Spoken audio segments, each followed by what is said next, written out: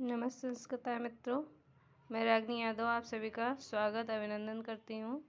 आइए हम लोग फिर से मेघदूत की चर्चा करते हुए आगे बढ़ते हैं। यद्यपि मैंने 5 श्लोक आपको पहले ही पढ़ा दिए थे, इधर बीच कुछ दिनों से मैं वीडियो को नहीं संचालित कर पाई थी किन्हीं कारणोंवश, परंतु अब मैं रेगुलर रह करके आप सभी को फिर से इसका पारायण कराऊंगी। चलिए आइए देखते हैं। 5 श्लोक पूरे हो चुके थे और छठे श्लोक का हमें पारायण करना था। तो 5वें श्लोक में कालिदास के माध्यम से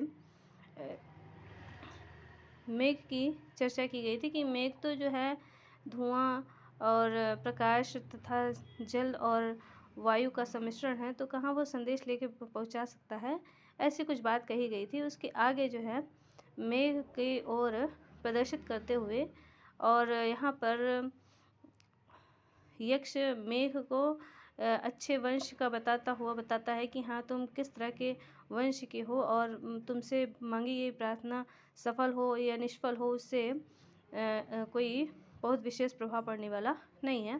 तो आइए देखते हैं क्या है। तो बोले जातम वंशे भुवन विदिते पुष्करावर्तकानां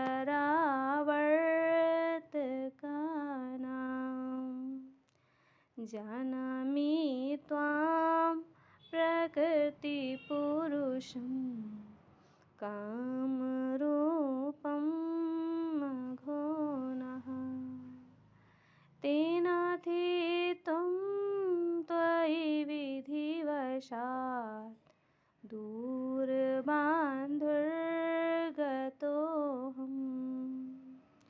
यञ्च मोघा वरमधिगुणे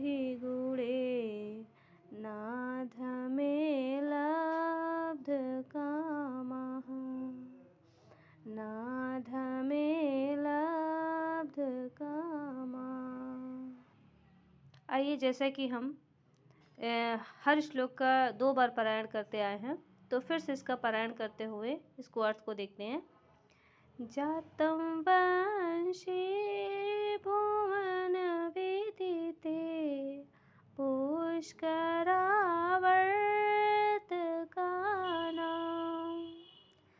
जानामि त्वां प्रकृतिपुरुषं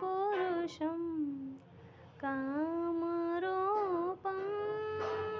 घोनः तेनातीतं त्वयि विधिवशात् दूरबान्धुर्गतोऽहम्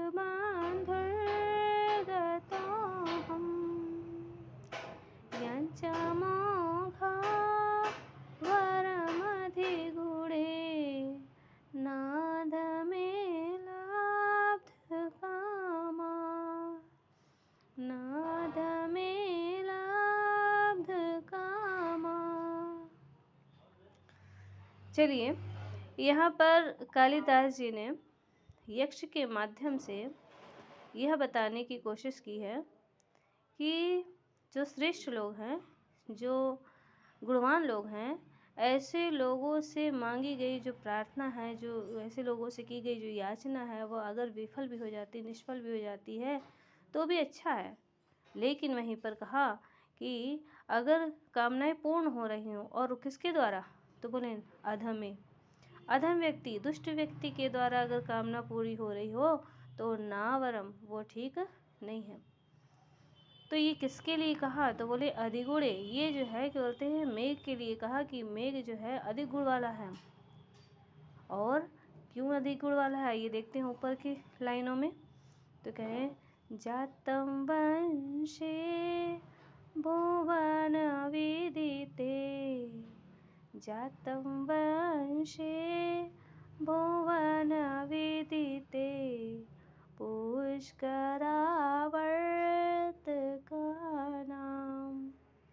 कहा कि भुवन विदिते वंशे जातम, भुवन विदिते जो संसार में विदित माने प्रसिद्ध है, जानने योग्य है, प्रसिद्ध है, ऐसे वंश में जातम उत्पन्न हुए हो। कौन, तुम?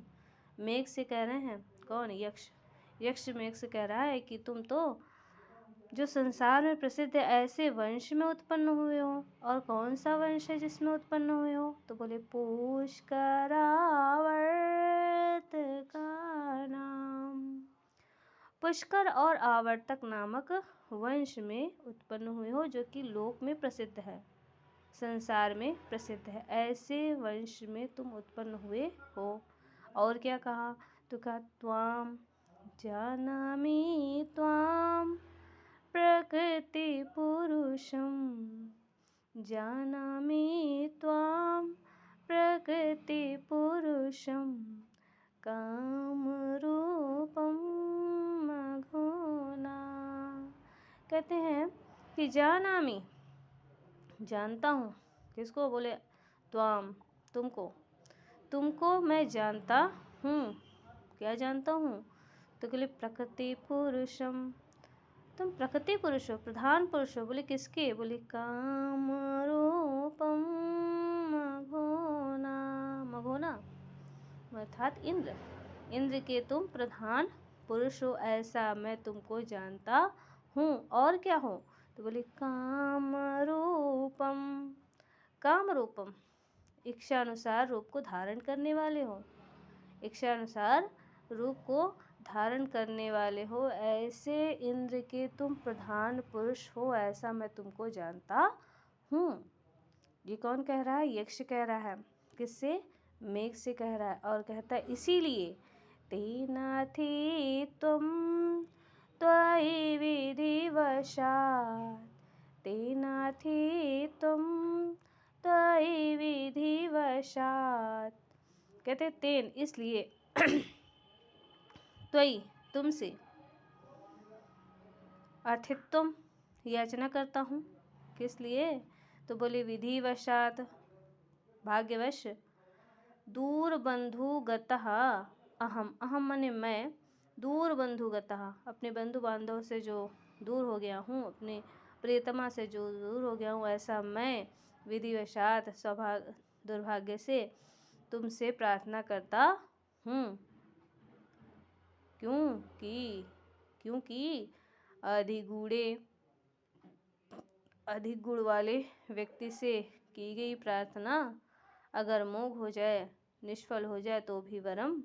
और लेकिन अधमे, जो अधम व्यक्ति हैं, उनके द्वारा अगर प्रार्थना पूरी भी हो जाए, कामना पूर्ण भी हो जाए, तो भी ना वरम, वह ठीक नहीं है। इसका मतलब है कि ये जो है मेघ एक श्रेष्ठ वंश में उत्पन्न हुआ है, तो अधिक गुण वाला है, भले ही उससे याचना की जाए। काली यक्ष को यहाँ ऐसा लगता है कि हो सकता है अगर हमारी कामना ना भी पूरी हो तो भी हमने बहुत उच्च श्रेष्ठ लोगों से प्रार्थना की है, नहीं भी पूरी होती तो कोई बात नहीं है, लेकिन गलत लोगों से मैं किसी प्रकार की कामना नहीं करूँगा। और ऐसा हो नहीं सकता कि जो श्रेष्ठ लोग हैं उनसे की गई प्रार्थना निष्फल हो जाए, ऐसा हो नहीं सकता। ऐसा जो है यहाँ पर यक्ष का विचार है। तो यथार्थ आपको यह श्लोक समझ में आ गया होगा। फिर भी एक बार इसको क्रम से मैं सेट करते हुए, क्रम से सजाते हुए आपको इसका अर्थ बताती हूँ। यहाँ कहते हैं कि यक्ष यहाँ मेघ से कहता है कि तुम संसार में जो प्रसिद्ध ऐसे पुष्कर और आवर्तक नामक वंश में उत्पन्न हुए हो और इंद्र के प्रधान पुरुष तथा इच्छा अनुसार रूप को धारण करने वाले हो, ऐसा मैं जानता हूँ तुमको। इसलिए अहम, मैं, जो दूर बंधुगतः, जो अपने बंधु बांधव अपने प्रियतमा से दूर हो गया हूँ, ऐसा मैं विधिवशात दुर्भाग्य से या सौभाग्य से, भाग्य से, त्वयि, तुमसे, अर्थित्वम, याचना करता हूँ। क्यों याचना करता हूँ? क्योंकि अधिक गुण वालों से की गई प्रार्थना, याचना अगर निष्फल हो जाए तो भी वरम अच्छा है, परंतु अधमे दुष्ट व्यक्तियों के द्वारा लब्ध कामना पूर्ण हो जाती है, कामनाएं प्राप्त होते हैं, इच्छाएं प्राप्त हो जाती हैं, तो भी ना वरम, वह ठीक नहीं है।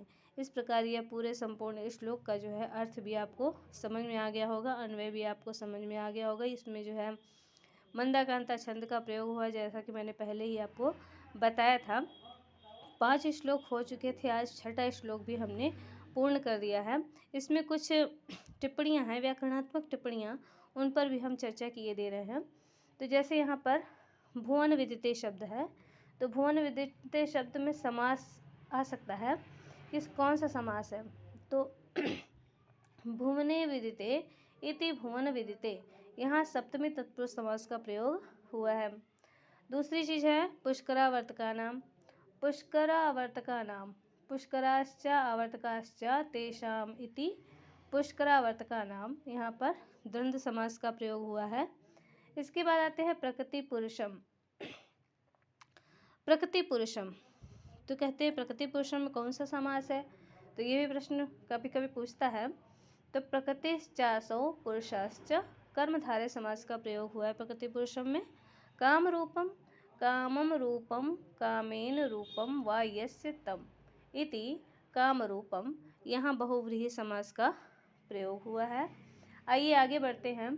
तो यहाँ पर जो है दूर बंधु, यहाँ देखिए दूर बंधु है, दूरे बंधु यस्य सा, बहुव्रीहि समास का प्रयोग हुआ है दूर बंधु में। फिर उसके बाद है विधिवशात, विधेवशः तस्मात् विधिवशात, तो यहाँ पर भी बहुव्रीहि समास का प्रयोग हुआ है।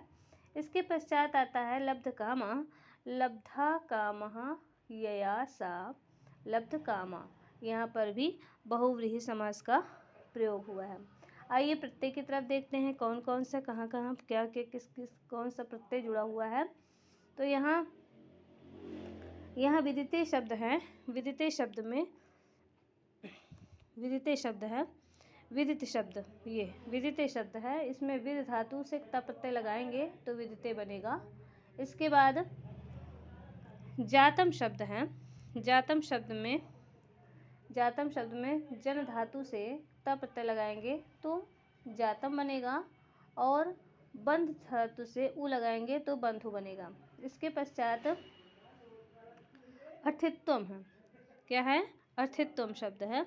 तो अर्थित्वम शब्द में कौन सा प्रत्यय है? तो कहते हैं अर्थ प्लस हड़िनी प्रत्यय से बनेगा अर्थित, अर्थिन, और क्ता प्रत्यय लगाने पर बनेगा अर्थित्वम। और इसके बाद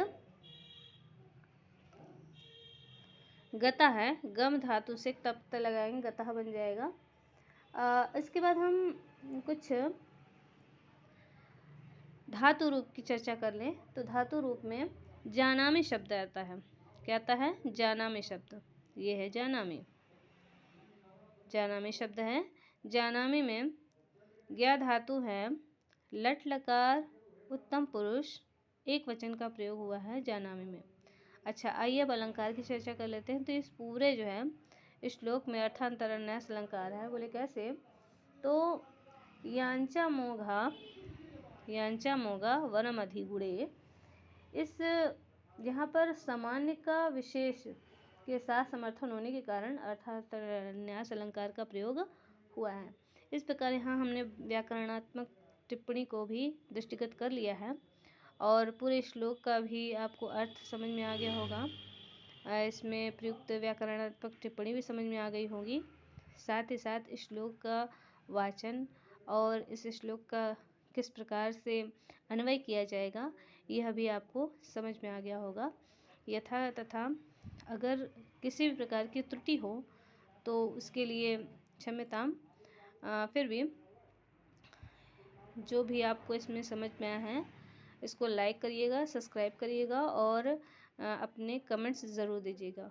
धन्यवाद। आगे हम फिर से अगला श्लोक लेके आएंगे। यहाँ आज के लिए बस इतना ही काफ़ी है। धन्यवाद।